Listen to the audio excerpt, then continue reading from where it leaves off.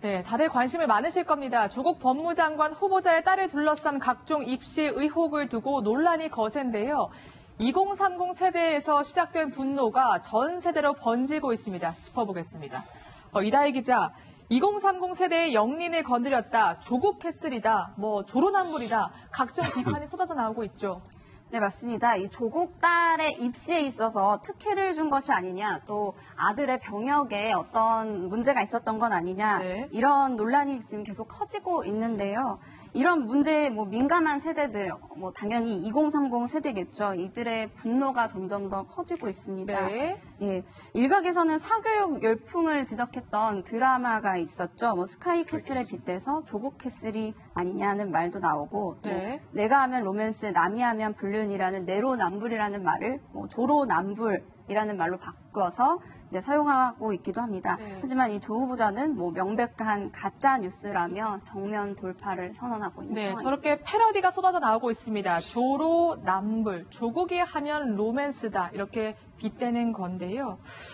사실 이렇게 2030 세대가 분노하는 이유, 누구보다 정의를 말해왔던 조국 후보자였기 때문이겠죠.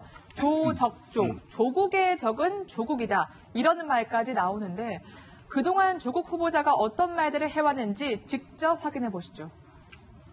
우리 사회가 모두 개천에서 용이 되는 걸 좋아합니다. 근데 용이 도대체 몇 마리겠습니까?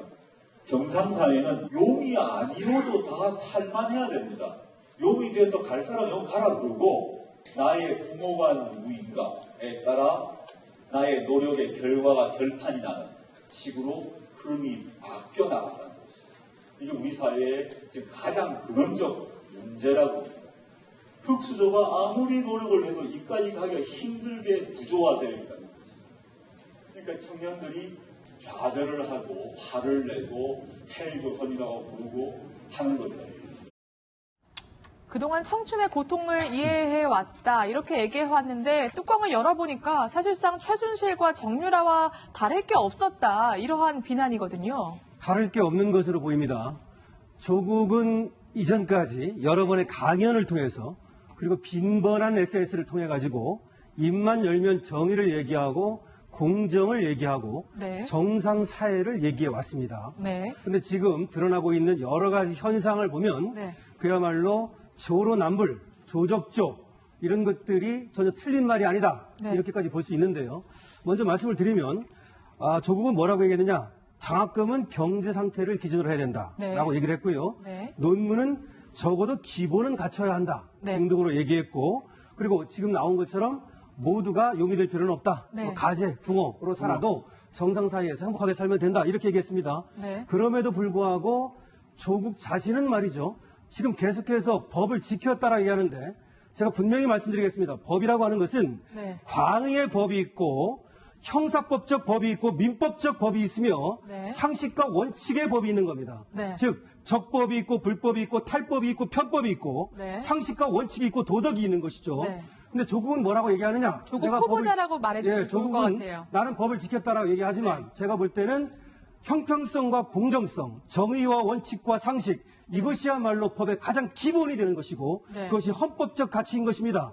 그럼에도 불구하고 법을 계속해서 지키지 않았음에도 불구하고 나는 법을 지켰다 이렇게 강변하고 있어서 네. 그야말로 2030으로 하여금 네. 그리고 또 학생을 지금 가르치고 있는 또 부모님들로 하여금 네. 그야말로 기름에 불을 붓고 있다. 네. 이렇게 얘기할 수 있습니다. 일단 네. 여기까지 얘기하겠습니다. 네, 조국 후보자의 모순을 꼬집어 주셨는데 사실 학생들도 단단히 화가 많이 나서 지금 보니까 주요 대학들 사이에서는 촛불 집회를 하자 이러한 말들이 아주 거세게 나오고 있다면서요. 네, 이 조국 후보자 딸이 입학한 고려대학교에서 이 불길이 시작됐는데요. 네. 이 학내 게시판에 촛불 집회를 하자는 글이 실제로 등장을 했습니다. 네, 특히 이 조국 후보자 딸의 논문이 문제가 됐는데요. 네. 이 논문 고등학교 때 2주라는 단기간에 실험실 논문 제1저자로 등재됐고 이게 입학을 하는데 특혜가 되지 않았나. 주요한 요건이 되지 않았나 이런 문제가 제기되면서 더 분노가 치솟고 있습니다. 네. 그래서 향후 이 부정함이 확인된다면 고려대 입학한 조국 후보자의 딸 학위도 마땅히 취소돼야 된다 이런 주장도 일고 있고요. 네. 반응이 정말 폭발적입니다. 그래서 지금 현재 내일이죠. 금요일인 내일 고려대 중앙광장에서 촛불 집회를 진행하고 또 본관을 방문해서 조국 후보자 딸의 입학 취소 요구서도 전달할 계획이라고 합니다. 네, 고려대뿐만이 아닙니다. 서울대에서도 지금 촛불 집회를 열겠다 이런 목소리가 나오고 있는데 사실 가장 논란이 되는 부분은 고등학생에 불과했던 조국 후보자의 딸이 어떻게 논문 2일저자가 됐을까 하는 부분인데요. 오늘 새로운 의혹이 또 터져 나왔습니다. 지금 보시면 제1저자로 이름을 올린 논문을 보면 연구 기간이 종료된 게 2007년 6월 30일입니다. 그런데 이 조국 후보자 딸이 인턴을 시작한 게 7월 23일부터입니다. 연구가 끝났는데 인턴을 하고요. 그로부터 무려 1년 5개월 뒤에 제1저자, 특히 동아일보가 파악한 바로는 단국대 의과학연구소 소속 박사로 조국 후보자의 딸이 등재된다는 건데요. 먼저 어제 담당 교수가 해명을 했습니다. 들어보고 다시 분석을 이어가겠습니다. 걔가 대학 가는데, 미국 대학 가는데 도움이 될 거라고 생각을 해서 네. 일저자로 하고, 대학 가는데 써야 되잖아요. 졸업한 다음에 논문이 아무 소용이 없잖아요. 그래갖고 할 수 없이 빨리 실는 쪽을 택해갖고 거기 국내 전화로 한 거예요. 외국 대학 간다고 해서 그렇게 해줬는데 나중에 보니까 무슨 뭐 고대. 예. 그래서 내가 사실 상당히 좀 실망했어요. 아니, 어떻게 들으셨습니까? 제가 보기엔 사실상 인정을 했는데요. 대학을 가기 위해서 도움이 될 거라고 생각을 해서 제1저자로 등록을 해줬다. 사실 입학 취소가 가능하지 않냐 이런 얘기도 나오고 있거든요. 네, 뭐 사실 지금 의혹 제기가 있는 상황인데 일단은 뭐 조사는 해봐야 될 필요성이 있습니다. 그래서 뭐 당국대에서도 연구윤리위원회를 열어서 앞으로 이제 제1저자로 등록된 것에 대해서 이제 조사를 한다라고 하고요. 그리고 대한병리학회에서도 혹시나 만약에 이 부정행위가 확인이 된다면 뭐 네. 논문을 취소를 하거나 저자를 수정을 할 계획이다라고 했는데 사실 고려대학교에서는 이렇게 수시 합격에 있어서 어느 정도 이제 논문이 영향이 돼서 이런 부정행위가 있었다라고 판단이 되면 입학 취소가 가능하다라고 하고 있고요. 그리고 특히나 입학 허가를 취소할 수 있는 규정도 두고 있습니다. 그렇기 때문에 앞으로 어떻게 판단이 되느냐에 따라서 이제 결과가 달라질 수 있고 특히나 최근에도 다른 대학교에서는 논문 저자를 공동으로 네. 끼워 넣기를 해서 사실 입학 취소가 된 경우도 있었기 때문에 그렇군요. 앞으로 결과를 지켜보기는 해야 될 것 같습니다. 네. 지금 의학계에서도요, 말이 안 된다는 말이 나오고 있습니다. 최대집 대한의사협회 회장의 오늘 아침 발언을 들어보고 오겠습니다. 일저자는 기본적으로 이제 비여도가 가장 높은 사람을 일저자로 하는 것이다. 각종 실험에 주도적으로 참가해서 실험 데이터를 수집하고 실험 데이터를 분석을 해야 합니다. 응작하는 데 기여를 했다는 부분도 사실은 믿기가 힘듭니다. 의학적인 개념, 용어가 가장 중요한 요소이기 때문에 딱히 영어 고도였던 영어 실력, 또 네이티브였던 영어 수준을 요구하지 않습니다. 네. 사실 그렇게 네이티브의 영어 수준을 요하지 않는다 이런 말까지 이제 하셨는데 위원님 논문 써보셨다면서요? 많이 네. 썼죠. 그러니까 박사까지 하신 거 오늘 처음 네. 알았는데 어떻습니까? 이거 가능한 일인가요? 근데 논문에서 제1저자, 2저자, 3저자 이렇게 네. 쭉 쓰는 내용들은 이건 뭐 기본적으로 누구나 다 아는 얘기예요. 네. 제1저자라고 기재를 앞에다 해주는 거는요. 그 논문을 이 작성함에 있어서 주도적인 역할을 했다는 뜻이기도 합니다. 네. 그런데 글쎄요, 문과생이었거든요. 네. 문과생의 고등학교 2학년에 불과했던 아이가 더더군다나 의학 관련된 이 연구 논문에 일저자로 등재가 되는 게 현실적으로 가능할까? 네. 이제 그 부분에 대한 뭐 의혹이 있는 것이고요. 그거 넘어가서 이제 보니까 또 이게 또 문제가 있네요. 단국대학교죠. 네. 단국대학교 내부 그 시스템에다가는 또 이 학생을 한양외고 2학년 학생이라는 걸 안 쓰고 네. 박사라고 등재를 그러니까요. 했어요.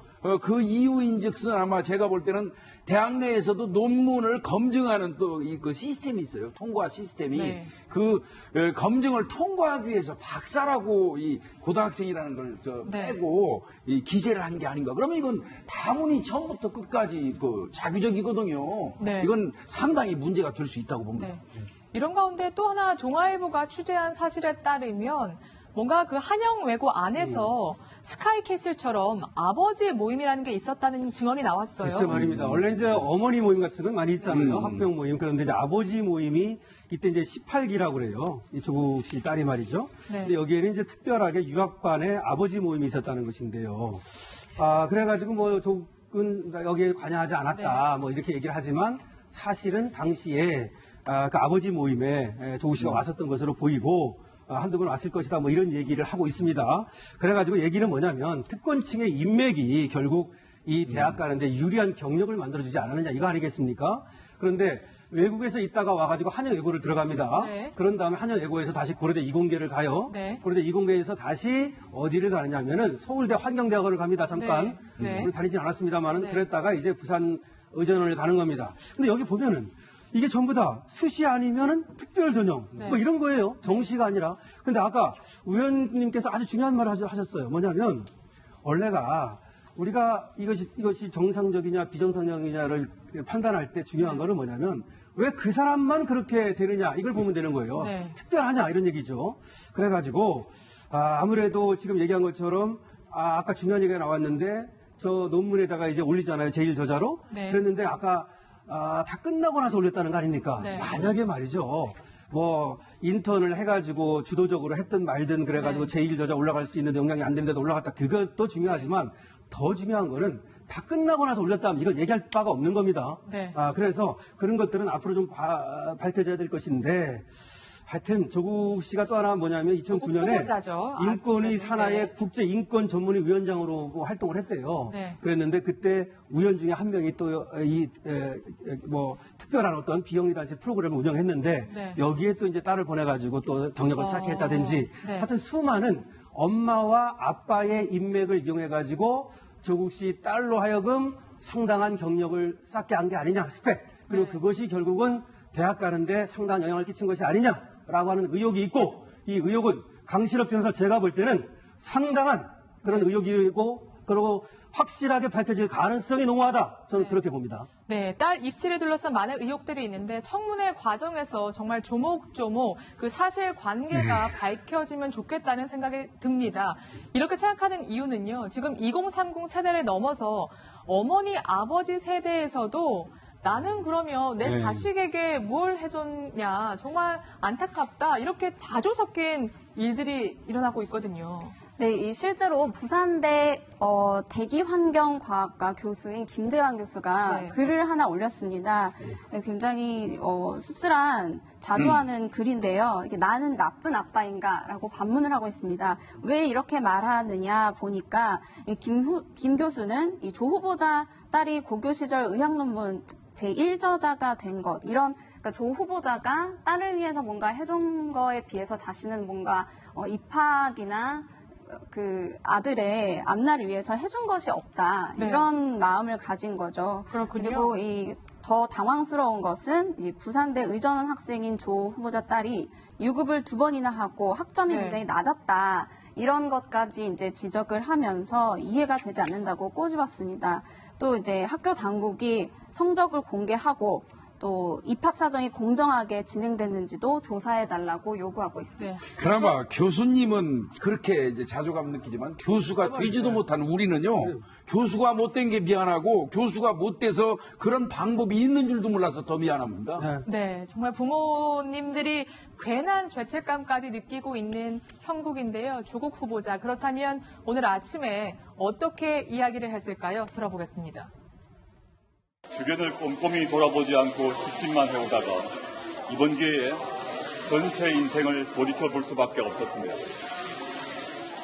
저와 저희 가족들이 사회로 받은 혜택이 컸던 만큼 가족 모두가 더 조심스럽게 처신했어야 했다고 생각합니다. 저는 집안의 가장으로 아이의 아버지로 더 세심히 살폈어야 했다고 생각합니다. 네, 조국 후보자의 뉘앙스가 조금 달라지신 걸 느낄 수 있을 겁니다. 지난 20일에는요, 사실상 아무런 해명 없이 정책만을 발표했고요. 그런데 어제는 명백한 가짜뉴스다 이렇게 얘기했습니다. 그런데 오늘은요, 아버지로서 세심히 살폈어야 한다. 조금 더 몸을 낮추었는데요.